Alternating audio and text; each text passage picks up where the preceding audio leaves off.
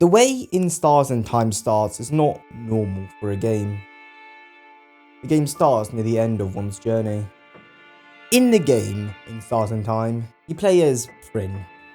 Actually, before all that, when I say the game starts near the end of one's journey, I am not exaggerating. Every member of your party starts off at a non-zero level.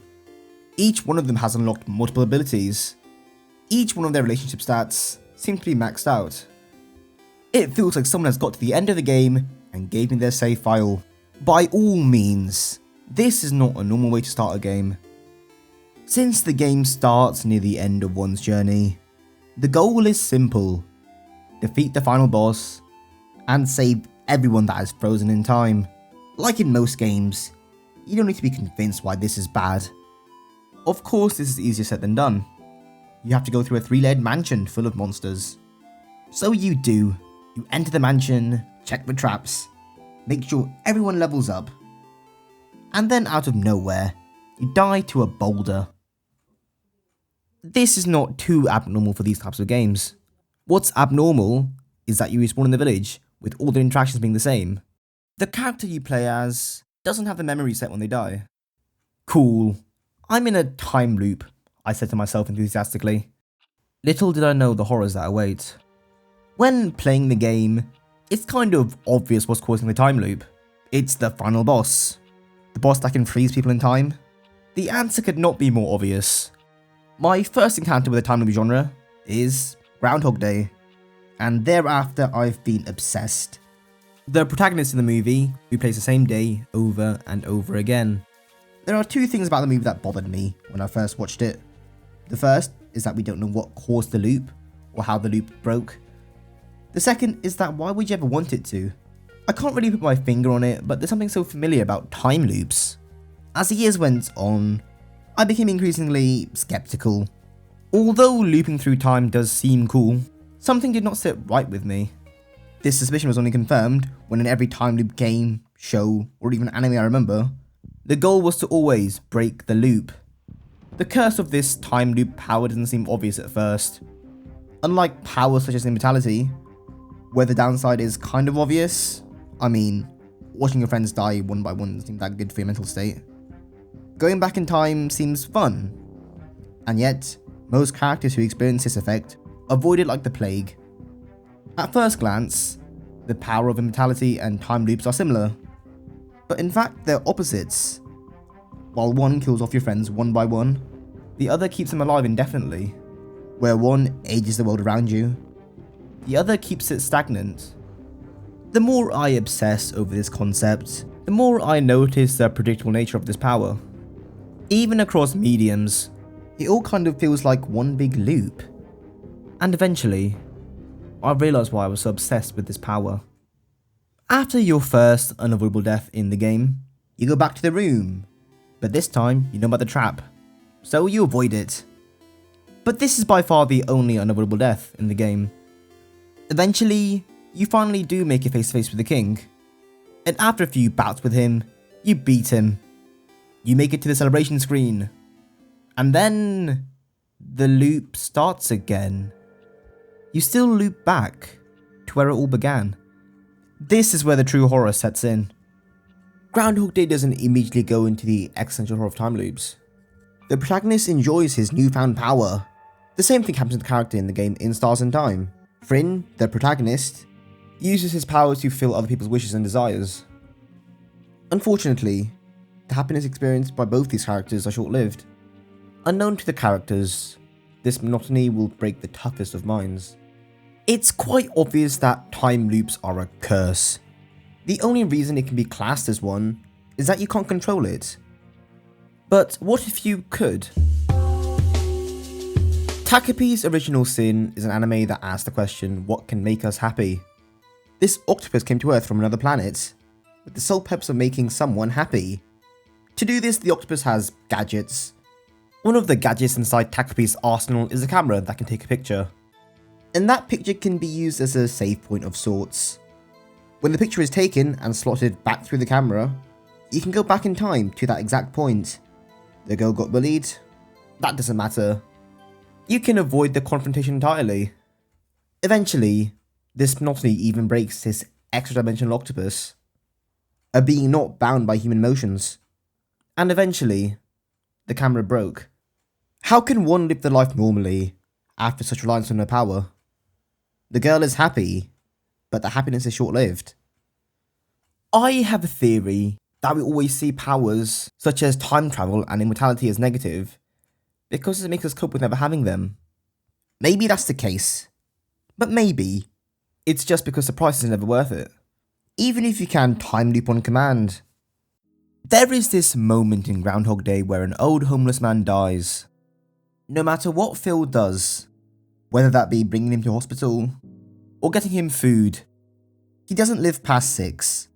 People with time travel have a power equivalent to a god. Even then, you can't cheat death. What's worse than knowing someone's time of death, not being able to change it? In Groundhog Day, the main character tries to end his life, over and over and over again. He would do anything to break the loop. He fails. The need to break the loop led the main character in the game in Stars and Time to have an unstable mental state. In Takopi, the reliance of the camera caused the person to die. Is it bad to say that when playing the game in Stars and Time, my mental state mimicked the main character's? Why kill the boss every time when slipping on this banana peel is easier? Do I really have to remember where all the keys are? Maybe the wrong way has some useful information. These minor annoyances add up. Why bother talking to anyone? Why bother interacting with anyone else that doesn't progress the story? This obsession with efficiency kind of makes everyone who plays these types of games speedrunners in a way. Just like Fryn, I was willing to do anything to break the loop, to finish the game, to get different results. This need to break the loop led Fryn to believe that if he just did everything himself, he could break it. Although unlikely, I was willing to accept his hypothesis. What other options were there? This act also leads Fryn to hurt people around him. Anything to break the loop. All these characters do eventually break the loop, but at what cost? The loop where Fryn breaks the loop is where he hurts everyone. Although probably not the most ideal ending, the relief I felt from not returning to the village was immense. In the anime Takopi, there is a way he can go back in time. All he has to do is sacrifice himself. With this, Takopi manages to reverse everything he's done. Every bad thing he's done. Every bad thing that has happened. The only cost was his life. Maybe a life without Takopi is a better one. There is a moment in Steins Gate which I can't stop thinking about. It is the moment in Steins Gate. The main character in the show can go back in time. And with this power, he initially does good for people. But predictably, this abuse of his power led someone close to him dying. And nothing he does can save her. He watches her die over and over and over again. Then eventually, he undoes everything and never uses his power. How would one live their life normally after such an experience? How would it change them? In Steins Gate, it's obvious. The character in the first few episodes and the character in the last few episodes are completely different. What used to be a fun, quirky scientist turned into a paranoid shut-in. Groundhog Day seems to be the exception to the rule. He seems to have his happily ever after. He had his cake and ate it too. But I would like to create a different scenario. The loop in Groundhog Day stopped as soon as he became a good person. What if it didn't stop after that? Would he end up hurting people? Would he end up like Fryn? It's hard to know. What would he do? But it's clear the outcome is negative. The game in Stars and Time and Steins Gate would have been a completely different genre if the looping stopped as soon as they became a good person. My obsession with time loops goes beyond mere fiction. Do you know what Laplace's demon is? The theory goes like this. If someone can predict the velocity of every atom in the universe, they can predict the future. Obviously, no mortal person can do that. So, the theory goes that some supercomputer or demon has to relay that information to a human. This is one argument that we have no free will. Maybe a stupid question, but isn't seeing into the future and time looping the same thing? One is just more direct than the other. There is something familiar about time loops. That's the phrase I said at the start of the video. I will stand by this claim, and I think I finally understood why. I bet all of us at some point in our lives had a very monotonous routine. A routine that we had to do every day but didn't enjoy. Days all melt into each other, and most of the day is spent zoned out. It's very common for people to have this experience, at least at some point in their lives. Time loops are horror. They always have been horror, because it accentuates something that we all hate. A monotonous routine with no way to escape it. But even though this horror is mere fiction, I think we can learn a few things from Groundhog Day and In Stars and Time. The only way the loop broke in these two mediums is to trust the people around you and become a better person. Only then will the monotony break. In fact, even when time travel is controllable, it causes unintentional suffering. The price of your happiness may cause another to suffer. Maybe it is cope that we believe time travel is hell.